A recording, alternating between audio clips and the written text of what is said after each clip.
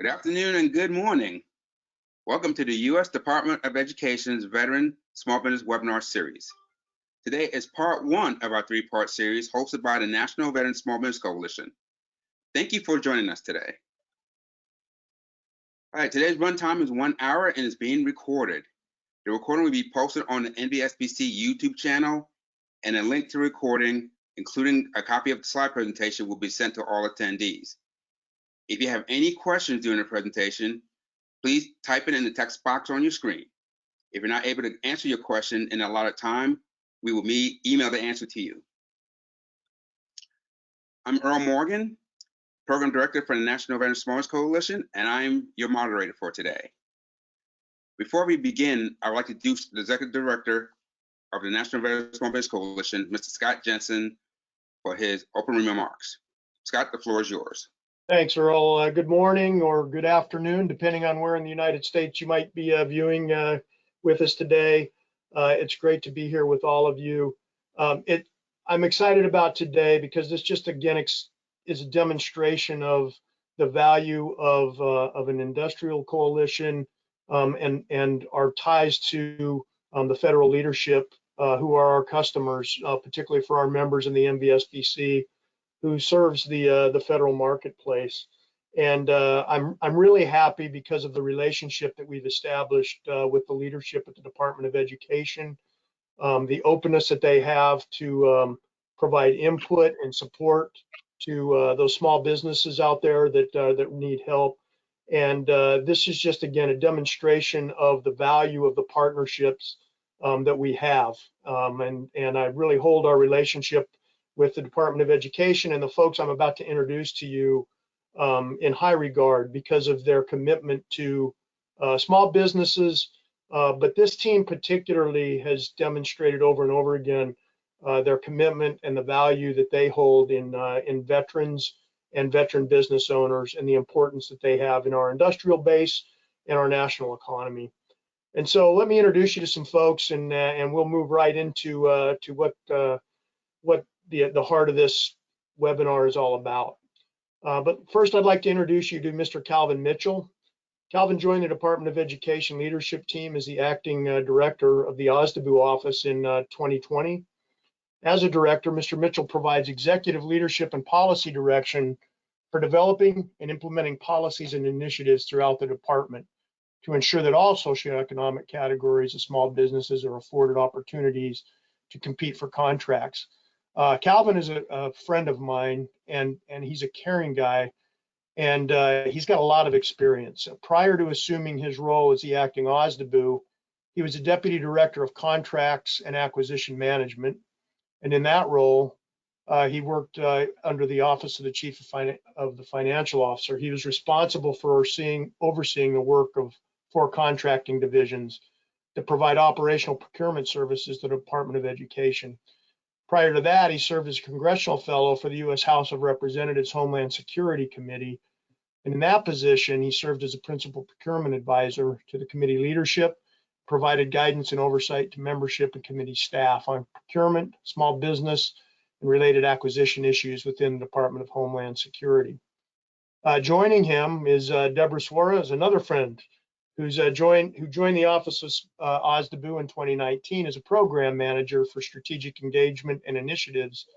And in that role, she serves as an advisor and advocate to the OSDBU director on small business program strategies, policies and procedures, and continuous improvements. She is a force of nature. She's a nationally recognized expert in education and education business management.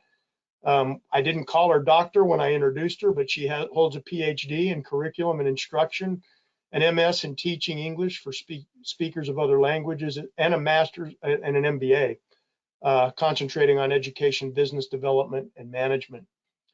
Joining them today is Gabriella Ordonez Epstein, who serves as a small business specialist in the U.S. Department of Education's OSDBU office. She's a graduate of the University of Maryland, and like everyone else, has an incredible resume. She holds a BA in public policy and a minor in human development. While she was at UMD, she focused on creating a curriculum that encouraged high school students to become advocates by testifying before their local legislature. She also worked as a consultant for the Wildlife Trust of India, completing an academic research study on community engagement and human-wildlife conflict mitigation. And she's currently pursuing her MA in public policy analysis and should be finishing up here in May. She hopes to one day work in educational policy, focusing on improving our nation's education through evidence-based innovations and approaches. And last but certainly not least is Josue Lemus. He's a small business specialist with the OSDBU office. Mr. Lemus has been a part of the team at OSDBU for several years, working to strengthen internal and external partnerships to ensure that small businesses are a strategic partner in delivering the department's mission. We couldn't ask for a finer group of people and a better panel to be with us today. And with that said, again, thank you all for joining us. Calvin, thanks for being here with us, my friend. And I will turn the floor over to you all to continue the webinar.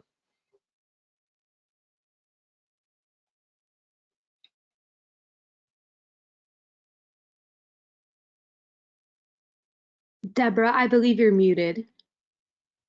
Thank you, Gabby. So you should now be seeing my screen, which shows the agenda.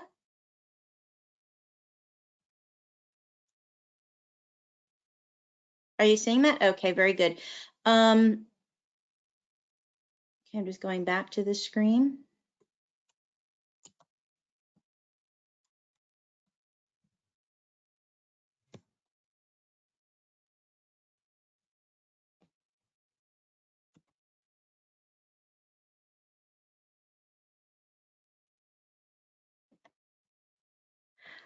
I'm just trying to advance the PowerPoint here. You should be able to click on the screen. It should advance for you, Deborah. Okay, are you seeing the screen agenda right now? We were And now? not seeing it now. Okay. How about now? Yes, we see it now. Okay, very good. So thank you. And what you see on the screen is the agenda, our outline for today. Thank you very much to Scott Jensen, Executive Director, and Earl Morgan, Program Director. And with that, I'm going to turn the presentation over to Director Calvin Mitchell, who is going to be giving an overview of doing business with the Department of Education.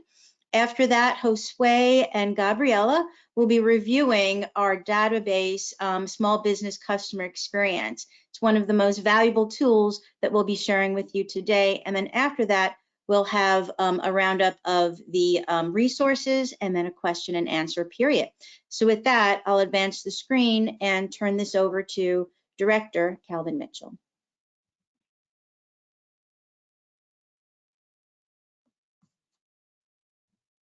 All right. So I would like to thank everyone for allowing us to be here. We are very happy to be here to participate. I thank you to my friend Scott, who has way too many hats. Every time we do a webinar and I see his hat collection, I always think, well, why does he have so many hats? But anyway, I appreciate it, and to Earl for having us. I just want you to know that I've been here for roughly 6 months or so in this position, and we have really tried to ramp up our outreach. There's going to be several other webinars really to help you to be competitive in the Department of Education marketplace. And so we are looking forward to partnering with you so that we can increase our service-disabled veteran-owned small business participation and utilization on our contracts. So I'm going to walk you through a profile of our agency so you can kind of see where we spend our dollars, so you can kind of help you with your capture strategies. I'm going to talk a little bit about what we've been doing to advocate for our veteran community and throughout the presentation. So Deborah, if you could advance the slide. All right, one more. All right, there we go. So the Department of Education, we always put our mission statement here because all my veteran friends know it's all about the mission. And I want to be certain that we are fully aware of what the mission is of the Department of Education and how you can align your goods and services to facilitate the overall mission for the department. I'm going to talk a little bit about how our mission translates into contracts, but the first two bullets are really the main focus, and that's the financial student aid, and also the collection of data. They fall into one of our two major programs here at the Department of Education, which are federal student aid and the Institute for Educational Sciences. I want you to be mindful that these two offices within themselves make up roughly 90% of our total spend. So we're really working hard internally to make sure that we can increase the set-asides within those two offices and make sure that we have ample amount of small business participation. Next slide, please. All right, so you may be saying, what is an OSDBU and what do they do? We are really advocates. And what does that mean? That means we are working directly with our program offices and sometimes challenging them directly to make sure that there are small business set-asides in as many contracts as we can and where it's appropriate. I think my team will tell you that I am one who is very diplomatic, but also doesn't mind pushing the envelope to make sure that small businesses are fully represented in our requirements. Our approach is we look at our data and we look at our spend data and our spend profiles, and we use that information to help our small businesses make set-aside decisions. So we don't want to hear small businesses can't do it or have never done it. If we look in the marketplace and we see that other agencies are doing small business work in that NAICS code, what precludes us from doing it? So that really speaks to that top bullet of us doing outreach, working with internal stakeholders. We have goals for each of our POCs that we call them POCs, our principal offices, our requiring activities, our funding offices, in which we actively engage them in discussion about requirements to make sure that they are aware that small businesses are fully represented depending on the given NAICS code. We talk about these types of strategic alliances and strategic partnerships. There's times that I reach out to the National Veterans Coalition here and say, hey, we got a requirement and we need to get a breadth of how many veteran-owned small businesses are doing this, or service-disabled veteran-owned small businesses that are doing this type of work, and how we can get them engaged and participating in the marketplace. We also provide guidance. My policy staff member, Samir, has been working pretty hard on looking at our policies that we have in education. They're a little bit outdated. If you don't mind me airing out our dirty laundry, it's a little outdated, and we really need to fortify our policies so that our contracting officers and program managers can be held accountable if they're not doing what they're supposed to do in terms of the rules and regulations governing small business. All right, next slide. All right, so here are our small business goals for this year. We anticipate the dollars to be a little smaller than the prior years. Our small business goal is 14%. We are working really hard with federal student aid, which is our largest buying activity, to try to create more opportunities within our federal student aid next gen project, which is really the real tide that's kind of influenced a lot of our small business set-asides. But we're going to be working hard to do that. If you want some insight into where we are really spending a lot of our money, is professional services. that credit and mediation and related activities, that financial service professional service code, shortly followed by IT. That's IT services. I noticed that the NAICS code is dropped off, but it's the 541. Anything that goes under that 541 NAICS code is where you'll find a lot of our work. And then research and development, and that's the 541720. And so those are our main core areas of spend. That's where the most opportunities will present themselves in terms of dollar volume. So if you're trying to figure out a segmentation strategy, we want to help you in that way. And so we're going to talk a little bit more about that. Deborah, can you advance? All right, so this might be a little bit of a eye strain, but this provides you with a breakdown of our small business contracting by our funding offices. While I'm in this discussion, I would probably venture to say that we have really two major buying contracting activities. There's a third, but the third one I mean, is maybe about less than $2 million a year. So there's really two major buying activities. The first one is federal student aid, which generally spends about $2.1 billion.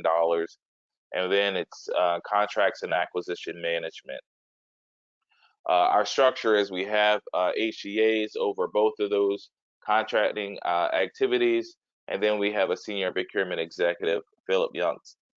And so that is our contracting side, but I want to show you the breakdown from the funding office side, the program office side, because they are the ones that are really driving the train. And I wanted you to get a more granular detail as to how the spending is occurring, our spend profile based on our funding offices.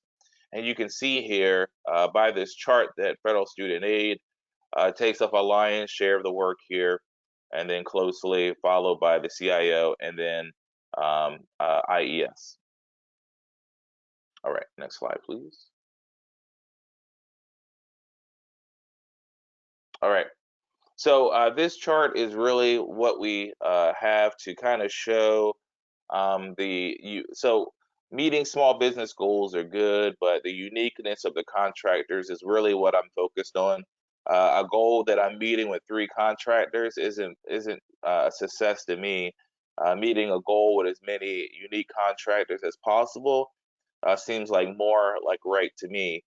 So what this chart depicts is kind of what our profile looks like based on our industry base, which is those socioeconomic categories. The dark blue is always a task for us and pretty much everybody else, which is hub zone. But I'm very disappointed in that goldish color. Hopefully that looks gold to you, which is our service disabled veteran-owned small business. There's plenty of contracts that are out there that are government-wide contracts that we can utilize. There are tons of service disabled veteran-owned small business. So I made it my point to say that we're going to focus specifically on the service disabled veteran-owned small business community and the hub zone community exclusively in terms of increasing our numbers in those two categories. As you can see, they represent a very small number of our overall utilization over the trend. And so what we're really doing is we have in our strategic plan is that those are our 2 focus areas. Now, it doesn't mean that we're going to forsake our women-owned small business goal, our women-owned small businesses, or our small disadvantaged business. It just means that because we've been really blowing those goals out of the water, we really want to make sure we're equitable in our distribution of how we approach our small businesses, and also make sure that the ones that we're missing, we give extra detail and focus to. And so that's why our strategy is set up that way. So that's our industrial base utilization. Next slide. So now, if you look at the total ed service disabled veteran-owned small business contracts, you can see how the trend had been going up and up and up. And 2020, it dropped significantly. We could say that part of it has to do with COVID. You might say, well, Calvin, how does that happen? So a lot of our contracts that we use to support school systems, a lot of our support contracts were either we had to make the determination whether to cancel them or to put them on hold. And so based on the work, the scope of work, and if it wasn't able to be done virtually, we made those decisions. Significantly, it impacted our overall goals for 2020, especially some of the socioeconomic goals. We're hoping to make a huge bounce back this year as we're, again, putting on more focus. I will tell you that part of what we've been doing is really focusing on training. Dr. Suarez, we're very privileged to have her on the staff. And you probably heard even Gabby has an education background. We've been leveraging some of our knowledge base here to try to provide training directly to contracting offices and program officers, so that they can learn directly about these programs, the Service Disabled Veteran Owned Small Business Program, so that they can increase their knowledge, but also increase the utilization. I'll tell you how impactful this was. The last one we had, and Scott was on the call, as the presentation was being given, I received an email from a guy I never even met before, and he was an internal project manager that said, "Hey, I have a requirement that I think may be appropriate for the Service Disabled Veteran-Owned Small Business, and I'm really encouraged by this training that you're providing. Do you think that it may be possible for us to discuss that?" And we talked about the requirement, and I said, "Oh, yeah, go forth and be prosper." There's definitely a sufficient amount of small businesses, service disabled veteran-owned small businesses that can do this work. I even gave them an acquisition strategy to kind of give them a path. So that's how these trainings really make an impact, and we're hoping that we can do that so we can get more to FY 28, more like 18 and 19 levels, and we're not reverting back to where we were 5 years ago. All right, so next slide. So I want you to see kind of the top contracting offices where service disabled veteran-owned small business contracts are being awarded.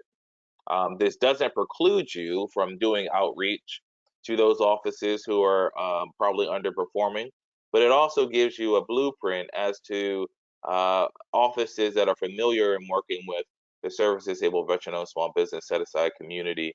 And we can see here how the trend lines are going. Our CIO office tends to be a leader for us in terms of small business. They get upward to 80% small business year over year. So they've always carried the burden. You see FSA being the top spender inherently has more small business set-asides. Another thing that you might be seeing in there is that the FSA, the Federal Student Aid, they really changed the way they were doing contracting for really across the portfolio, and really how they were doing federal student aid programs to include their lending, to include their financial management services. As a result, in 2019, we saw a drastic, between 2019 and 2020, we saw a drastic shift in small business spending overall with FSA. But what we're doing is trying to look within their spend profile to say there are still opportunities despite the pivot. And so that's a lot of the conversations that we're having to try to curtail that and try to bring those numbers up. So next slide. Again, I want you to, it says the top contracting offices, but these are really our top funding offices. Again, I want you to be aware of this so you know which offices are doing the most contracting, because it also gives you an idea of where the most opportunities might reside. And the good thing about our offices are that each of them have their own website, so you can go on and understand what Institute for Educational Sciences. You can understand what they do, their offices, who's in charge. Same thing with the CIO. OFO, there, all that information is there. So you can understand the mission, and I would encourage you to understand the mission. I've given you the tools to see what they're buying, but understanding the mission, again, with what they're buying, will give you some good market intelligence so that you can be competitive on some of our contracts. Next slide. And here I wanted you to see some of the top NAICS codes. If you're in construction, this is probably may not be the best fit because most of our contracts that we award are in the financial management and research areas. So those are really the core areas where you see a little bit of professional services mixed in there as well. Next slide. All right. And these are the top NAICS over a 3-year trend for our small business. And this is really just showing you, based on our top NAICS, kind of where our small business is set up. I wanted this to be here in the slide so you can see how it lays out in terms of what are we communicating internally. What are we communicating internally is, hey, these are some of the top NAICS codes, and you can see how many service-disabled veteran small businesses are represented, and how much opportunity there is for us to do set-asides. So despite anything else, before they even get to the RFI stage or market research stage, we're presenting this data to them to try to help to make sure we can do set-asides as early on as possible. Next slide. These are some of the top contracting vehicles that we tend to use. One that you may not see, but we do use a whole heck of a lot, is the Gsa Schedule.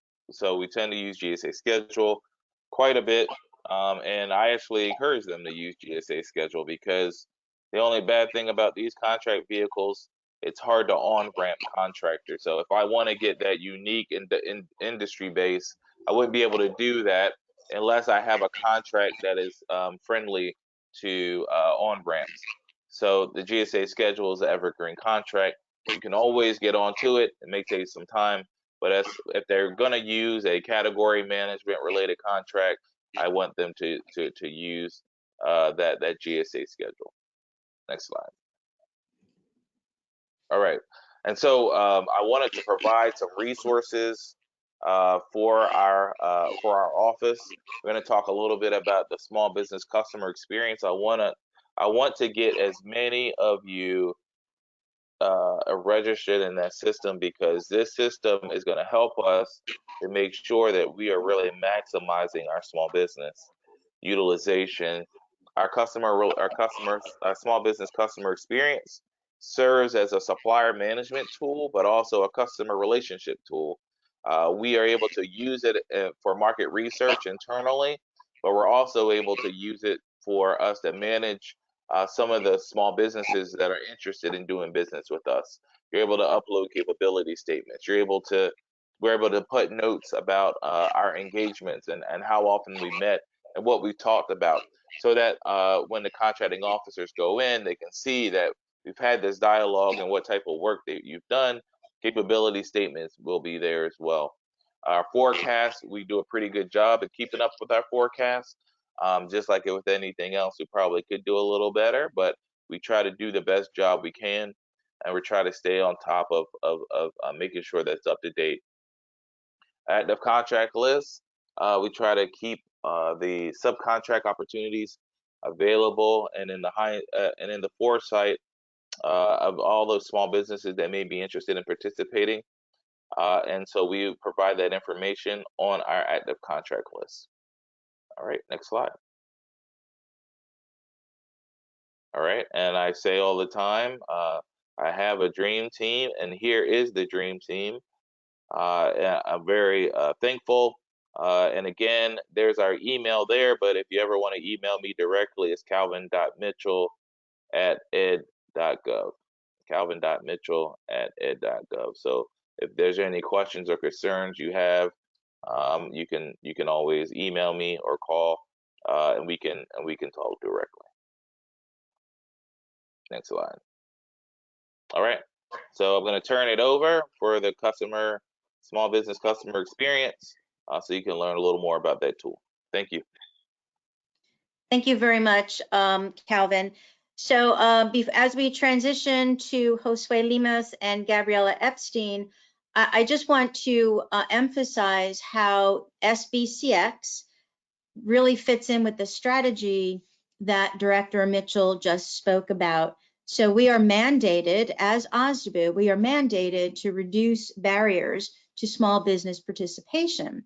And we do that largely through our outreach, which is what we're doing now, outreach to small businesses. But we also do it through our inreach, working very closely with our acquisition and program staff on the acquisition strategies.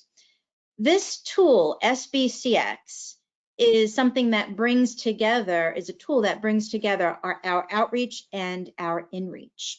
So I would encourage you, as you are listening to this presentation, nuts and bolts presentation, how to get registered, I would really encourage you to think about using this tool as a marketing tool for your business.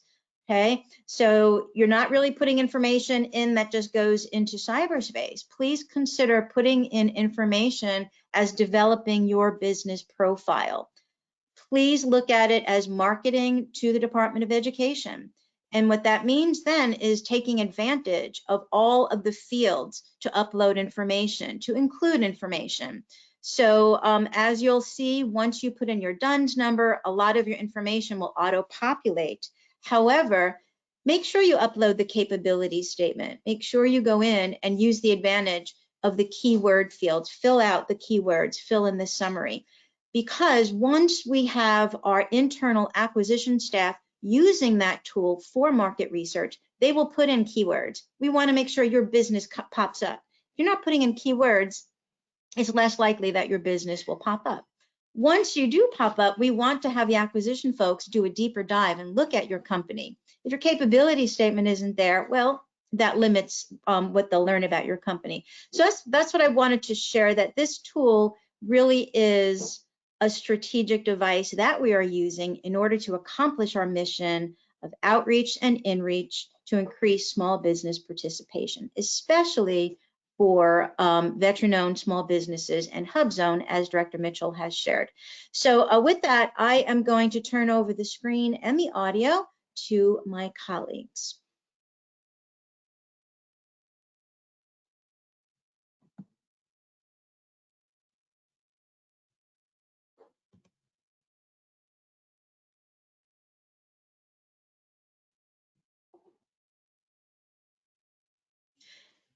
Okay, Gabby, you should be able to show your screen now, and I'm going to mute myself. You're still the presenter, so I cannot.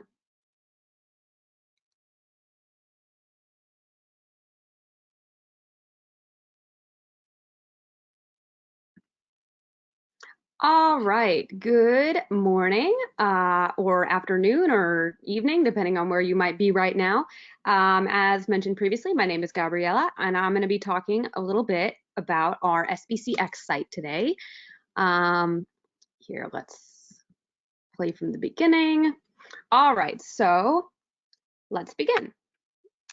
Yes, I am Gabby Epstein, and my colleague Josue Lemus, works very closely with me with our SBCX site. So we sort of alternate doing these trainings on the site. All right, so let's go over our learning objectives for today.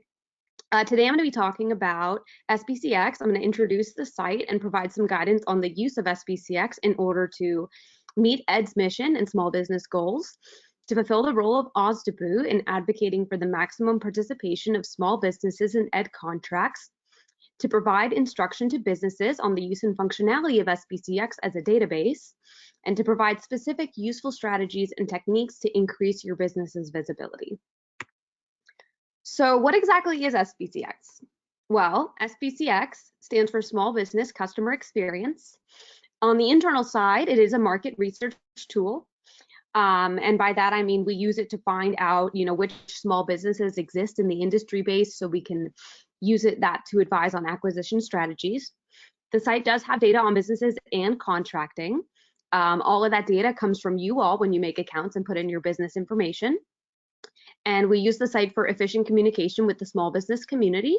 And by that, I mean that we do use the site to send out information on upcoming contract opportunities and events. We do that based on relevance. So depending on what's in your profile, it could be based on NAICS code, it could be based on keywords from your capability statement, it could be based on your socioeconomic category, and then that would just depend on what the opportunity is or what the event is. For example, we held a woman-owned small business conference yesterday where we sent out the information to all the WOSBs in our system, or sometimes we'll get an opportunity out under a specific NAICS code, take 541511 for an example, at which point we would send out an email blast to all of the companies under 541511 in the site so that they can see what's going on with that solicitation. All right, so why do we have SBCX? Well, there are a few different reasons. We have two different items. We have the Federal Acquisition Regulations and the Small Business Act. But in the FAR, we do see in Part 10 that agencies shall conduct market research prior to awarding contracts. And in FAR 19.201, we see that the government must provide maximum practicable opportunities for small and disadvantaged businesses. And the OSDBU is responsible for advising on acquisition strategies and market research. So this is stuff I've been talking about.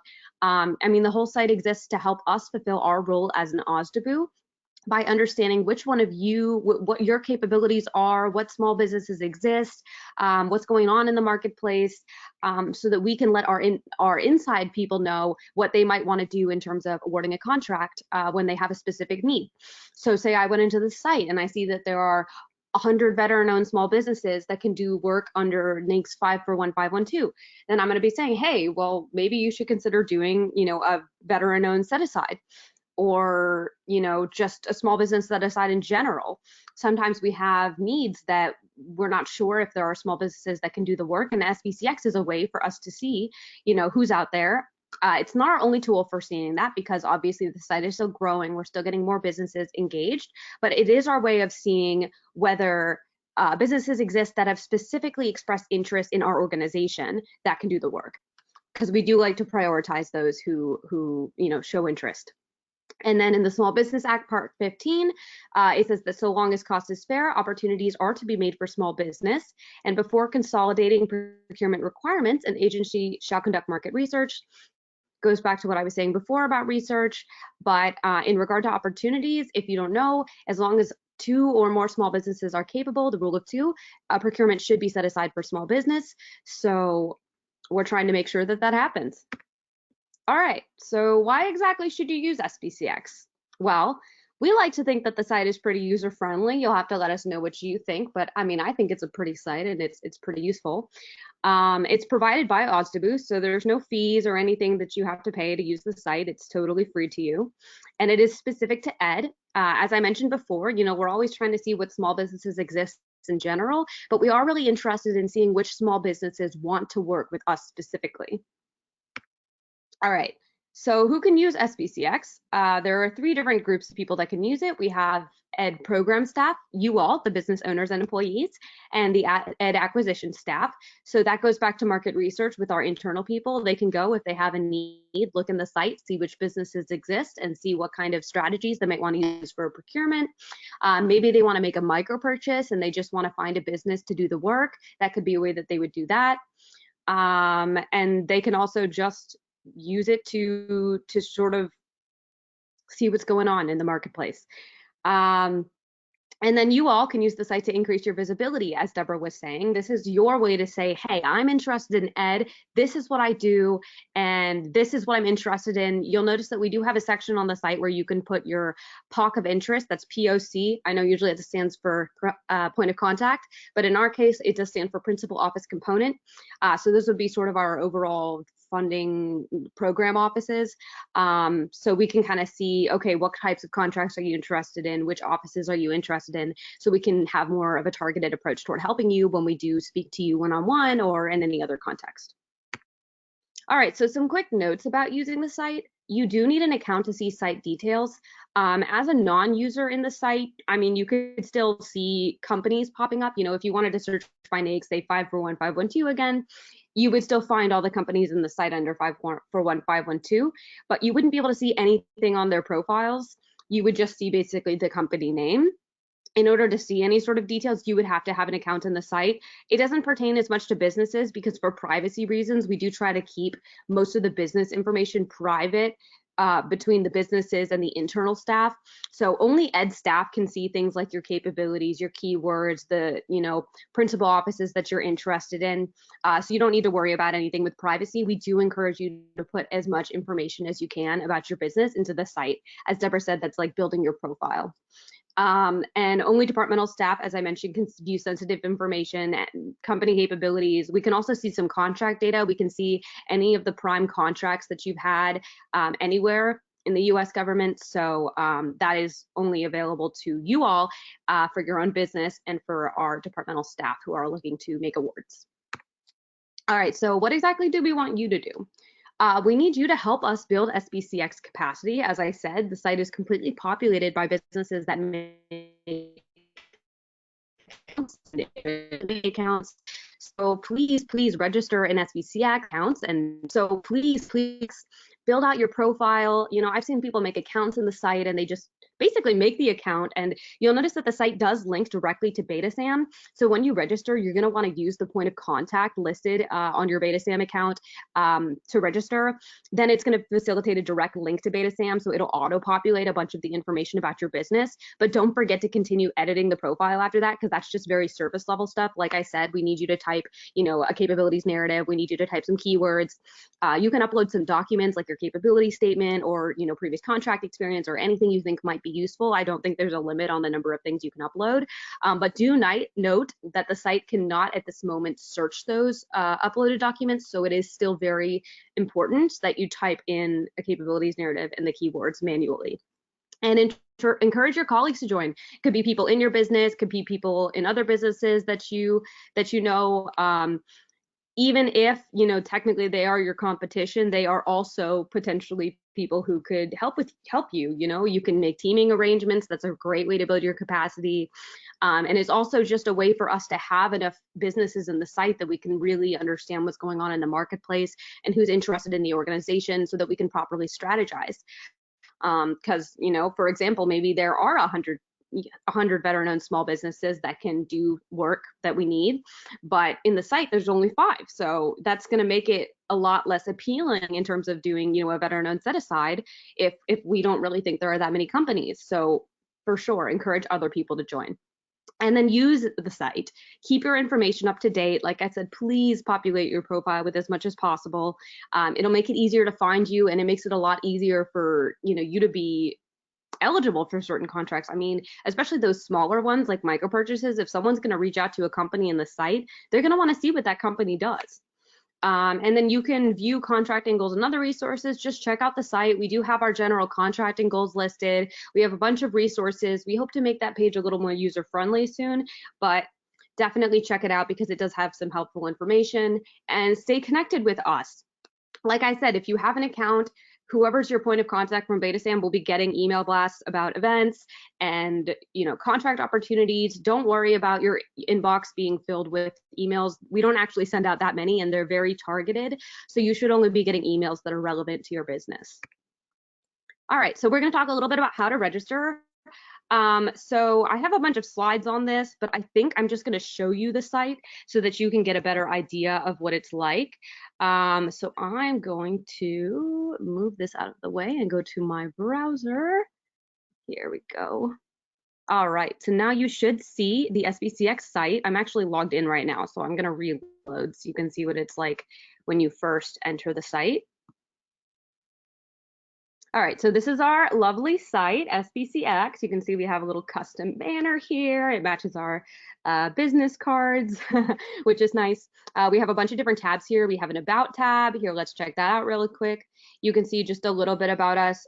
This is actually not up to date. I tried to edit this recently, but I'm gonna have to look back at that. Our director is Calvin Mitchell, not Philip Youngst anymore. But yes, here's just a little bit about us. Back in the home page, you can see we have this resources page. Like I said, we want to make this page a little more user-friendly, but you can see some useful stuff on registering with Duns and Sam, on different small business programs and other things that we think might be useful for you. Looking back, then we do have a page on contact information where you can see who our people are in our office and you can contact. All right, now here we see the search feature over here. I'm going to get into that in a minute, but we actually do have some secondary trainings for users who are more experienced in SBCX. This first one is just sort of surface level to get you introduced to the site, because especially since we don't have a ton of time, I can't get super into the details, but definitely look out for those trainings. We would send out information through those for those through SBCX as well. So definitely sign up for those if you see the registration come out. We do actually have another one coming up on April 14th, I believe, for current users. You'll see at the bottom, we do have our socioeconomic contracting goals and then some helpful links at the bottom of the page. I'll show you one search really quickly just to give you a sense of the type of things we see. So say I use the NAICS I keep talking about, 541512. I would just type the NAICS here. And then see, I'm going to get all these companies that work under 541512. I'm going to see their DUNS number pop up. See their names for their business, and then I'm going to see their categories. You can see here that this company is service disabled veteran owned and veteran owned, and this is their primary NAICS code. So they do work under 541512. We know that because that's another NAICS listed through their SAM profile. But the NAICS that we're going to see first is the primary NAICS. That's all I'm going to cover right now in terms of the search feature, because we do need to save stuff for our secondary training, and also we don't have a ton of time, like I said, but that is a just quick introduction to the site. Oh, let me quickly, actually, before I leave the site, I do want to show you how to register. So you'll see in the top right corner, there is a little register button. Here you'll be filling in your information. So like I said, for the email, you'll want to use your point of contact email from BetaSAM. And then once you hit continue, you will see some auto population. Now I'm going to go back to the slides because I do believe that I have a slide that kind of shows you what's going to happen there. All right, so yes, you would click on register, fill in your information, enter your DUNS number, and that's also what's going to facilitate the connection to BetaSAM. And then you'll see, for example, Apex Logic is the company that helped us build the site. Once they typed in their point of contact from BetaSAM and they typed in their DUNS number, it auto-populated with their business information. Assuming that is the correct business for you, you want to complete your registration.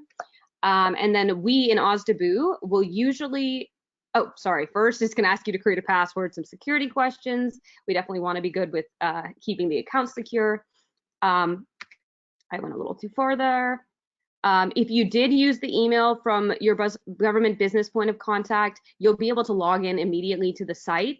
However, if there was any issue with that, you're going to need one of us to approve your account. So reach out to us if you're having any trouble and we'll get you set up.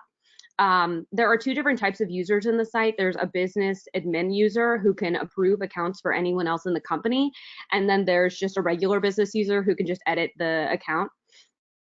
So definitely communicate with us. We usually want one person to be the business point of contact who's like the CEO or the founder, just for liability reasons, because we don't want to just, you know, be letting everyone into the site. We want to make sure the businesses have the qualified people from their company editing their profile.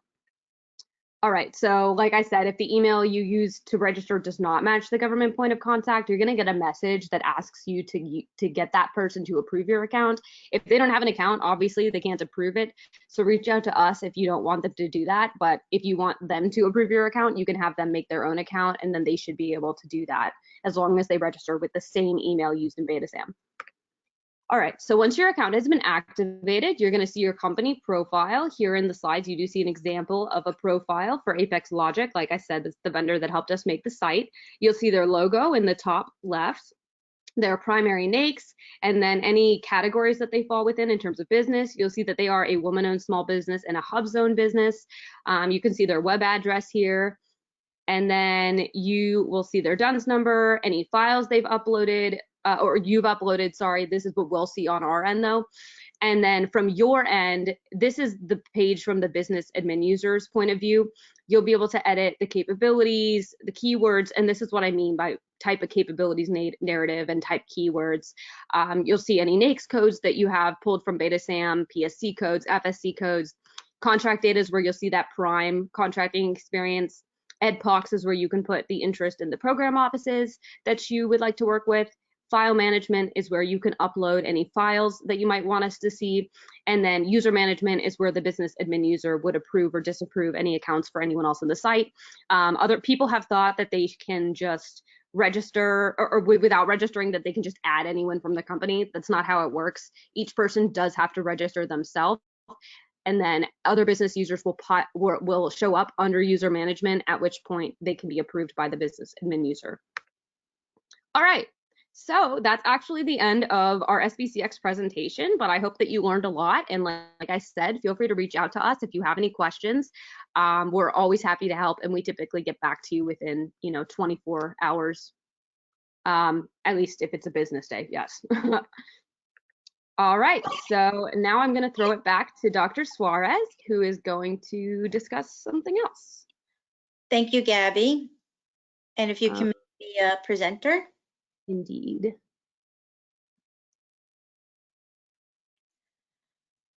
Thank you. All right, and you should be seeing my screen now. Okay, are you seeing the SBCX multiple resources slide?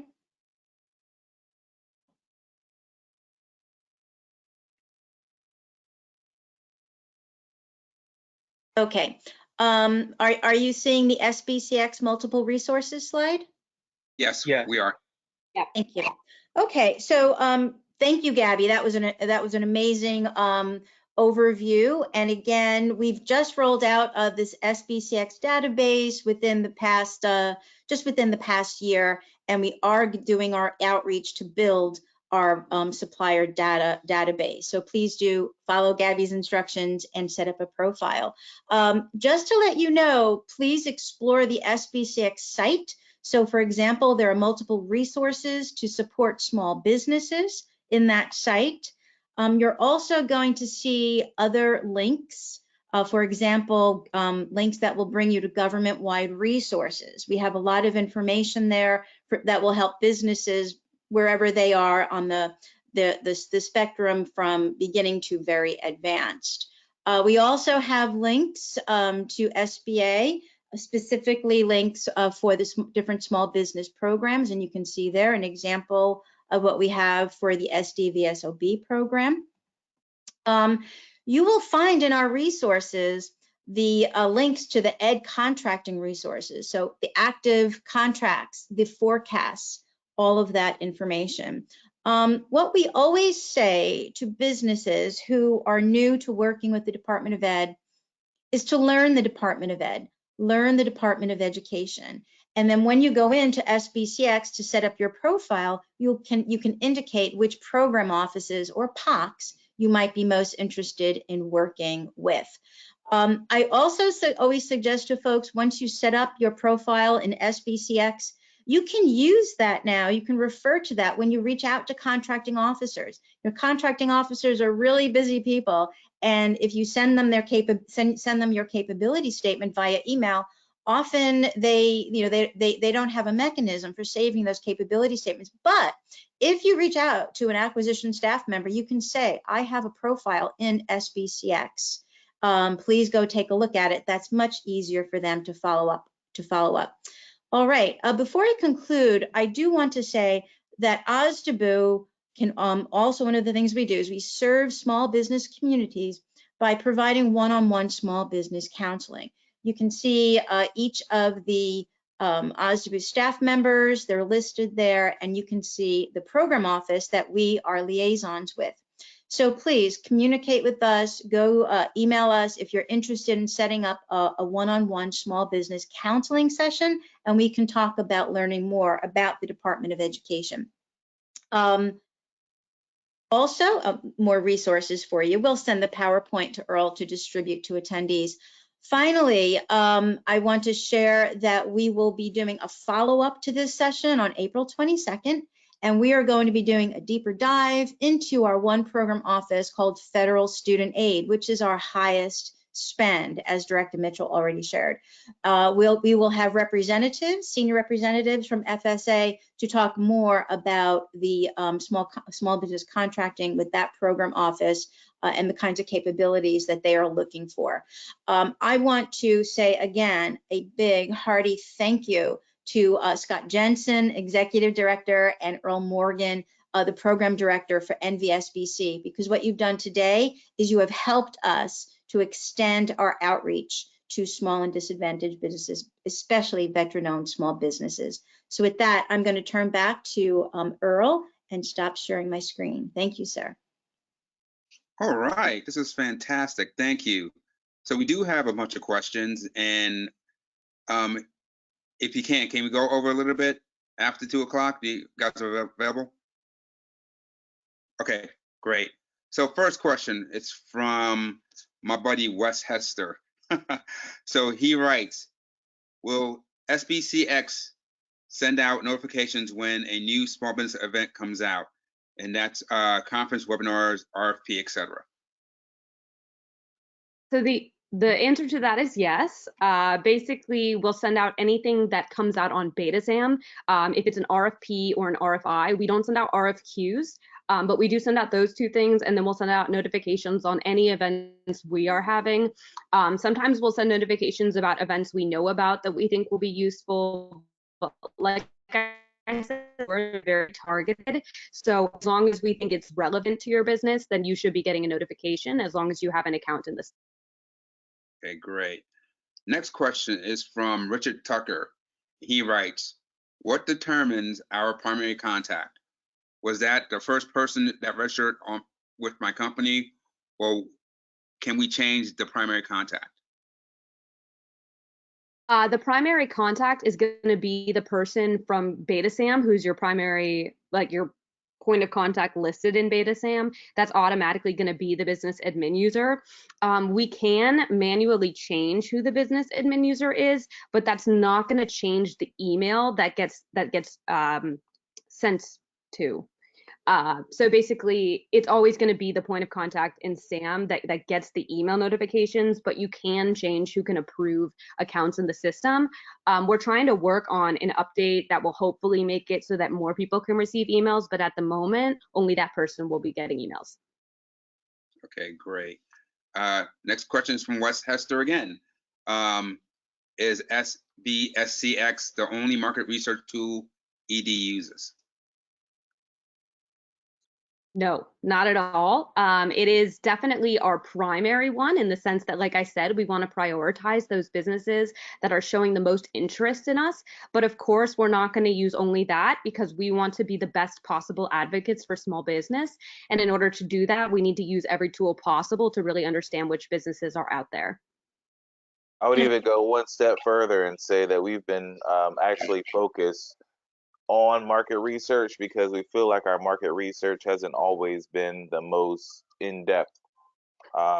With the advent of category management, sometimes we find contracting staff looking at like a Gsa schedule, and that'd be the extent of their market research. And we've been pushing back on that and making sure that they're actually doing the market research to the greatest extent possible.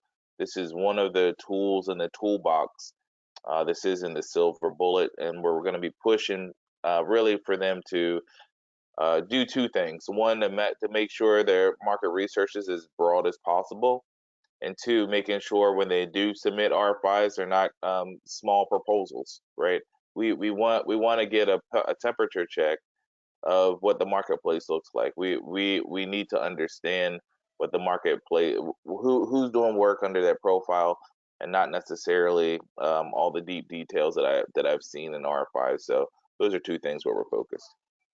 Okay. And if I may just sort of piggyback on what's already been said, that we, just as we are going out and doing training on SBCX to the small businesses, we're also doing training internally on SBCS and market research, all of the market research tools internally with our acquisition staff.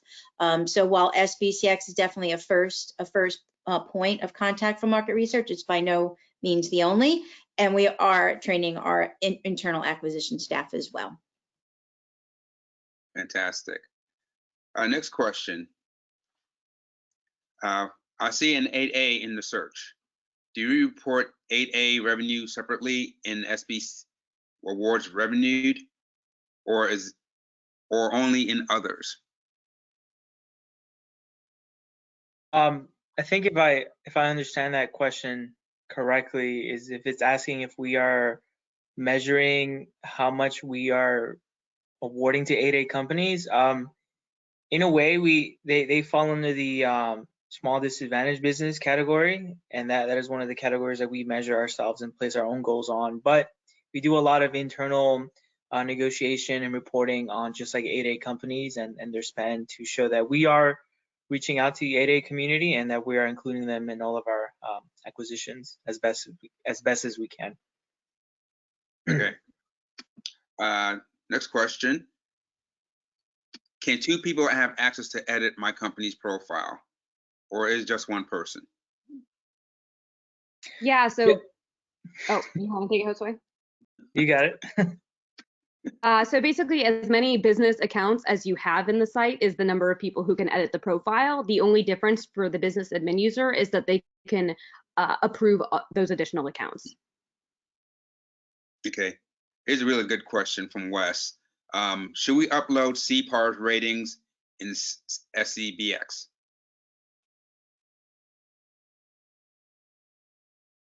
I would say yes. The site allows you to upload other documents besides your capability statement, and you can obviously leverage that to, for example, show even subcontracting performance and all of these things that might not immediately show up on the site. For example, if you've never been a prime, but you have done a lot of work as a sub and you've done outstanding work as a sub, you can put that on there. And once again, all of our acquisition and contract people will be able to access that and see that. So you may. Okay. Piggybacking off of that really quickly. So when I said that we do have contract experience in the site, your prime data is what will auto-populate in that tab. So like Josue was saying, you can upload any other experience or records that you might have, and that could definitely be helpful. Okay, great. Next question from Wes. What if you set up a Sbcx many years ago and now you need to get an updated ID PWD? Who should we contact? Personally, I'm not sure what IDPWD stands for, but SBCX has only existed for a little over a year now, so I don't think that you'd really have so much of an outdated account. However, if you have updates in beta SAM that you've made that haven't transferred over to the SBCX site, you can let us know, and we can have the people managing the site make sure that those update in both sites. Okay. Next is not a question, it's a comment. Good overview. Thank you, ED, for supporting vets. That's from Wes. Yeehaw. we're not done. Yeah. There's more advocacy to go. True that. Deborah, when's the next webinar for us? April 22nd, and we'll be focusing on federal student aid. Okay, great. Two more questions popped up. Okay. Nope, there's not two questions. Okay, we got it. So thank you, you guys. It's been a great webinar. It's been a wonderful 24 hours hanging out with you guys the last 2 days. So to everybody who's on the call, again, we're going to post a video in the next 24 hours on our NVSBC YouTube channel, and we will send everybody the links to all the PowerPoint presentations you saw today. So again, thank you for joining us. Thank you, Deborah, Calvin, Josh, and Gabriella. This has been great information. I know when I was working for the Air Force Small Business Program, I knew we had a lot of information we had to give out, and it hasn't changed. So, so thank you again for joining us. Anytime. See you later. Thanks for having us. See you soon. Great. All right, everybody take care. You too. All right, bye.